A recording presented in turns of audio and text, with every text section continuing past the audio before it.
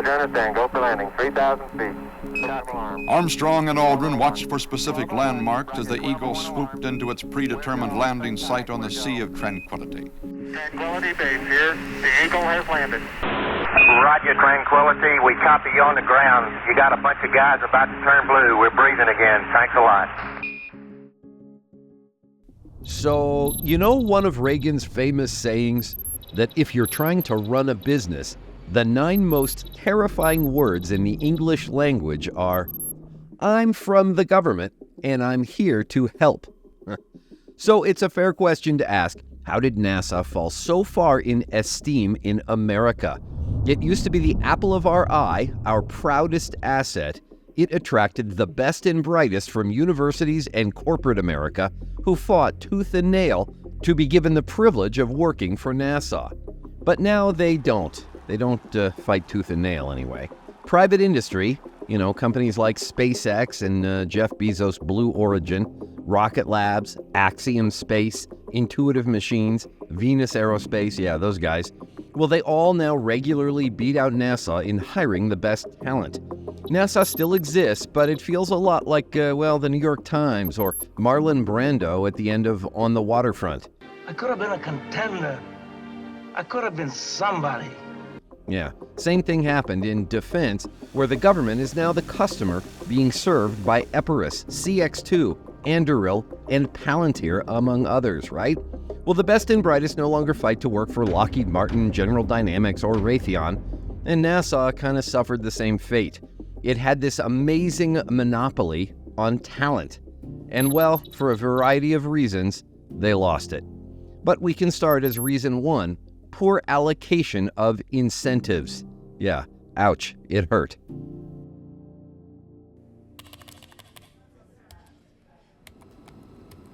Why aren't we moving forward?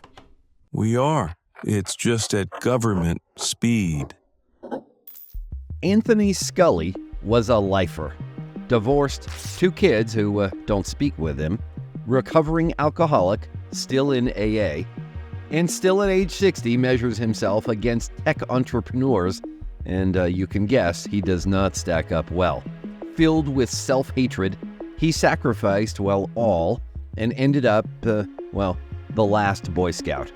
Never left government service, enlisted as a private, 10 years later became a full pilot, and, glass ceilings were thinner when he was a teen in the Air Force, and back then, enlisted men could, in fact, become real pilots.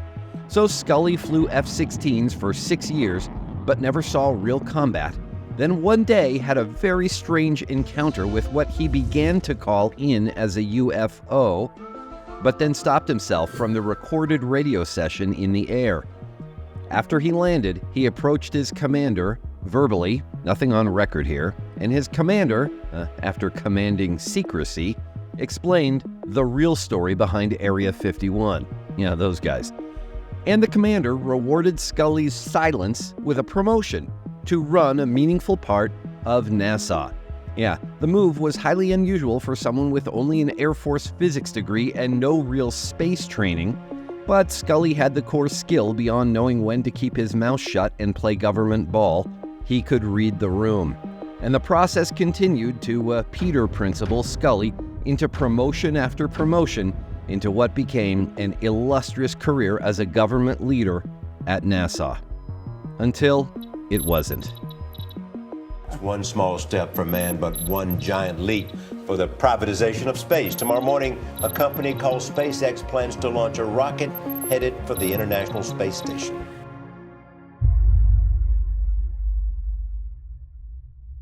It's not that the government is inherently filled with losers, mostly, and it wasn't always the way it is today. When I started, there was no competition. If you wanted to work in space, you were a G-man. I was one. You were one. So when you had this kind of job monopoly, everyone worked there. Rather than, having to decide to forego maybe making $50 million at some private startup funded by those idiots in Silicon Valley, with the alternative of making, $142,000 a year working for NASA and retiring with, not much other than memories. So today, when it's about the government versus private space anything, it's just not a fair fight. Then make it one. How? We have rocks in our backpack trying to build these space programs. Unions, EPA, DEI, endless red tape. Politicians who need the factory built in their hometowns rather than, just in the best place to build the best product. Elon just carries different economics, offerings, compared to what we can offer. He does, but you have the government on your side. Well, it isn't helping. What am I supposed to do? Get the military to blow them up? Or get the NSA to sabotage his factories? Or get the IRS to tax him to death? Like, shouldn't there be a limit as to how much wealth one man can have, even if you earned it legally? Really? Hello? You still there? I'm listening. Well, our Mars mission was supposed to be a statement mission. We were using it to return to the pride we felt at NASA in the Apollo days, you remember. We were 3 years ahead at one point. And he embarrassed you? He did. We are the space version of Y Combinator, just an incubator of ideas that go elsewhere when, they grow up.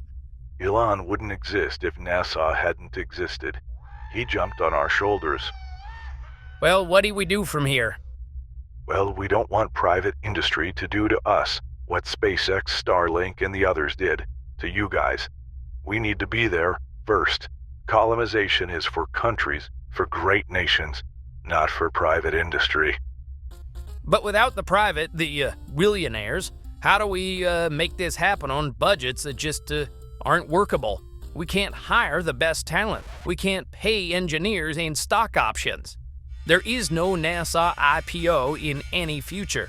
We have salary caps, for God's sakes. But we have regulations, all kinds of government frictions we can lay upon them to keep the Elons of the world at bay. And Skully, let me be clear. This project must happen. The free world needs you to take it back. Well, Elon pantsed us in the schoolyard. He just did it. He's a damn Nike commercial. He's a private citizen. Well, it's all about incentives. He can hire the best and the brightest.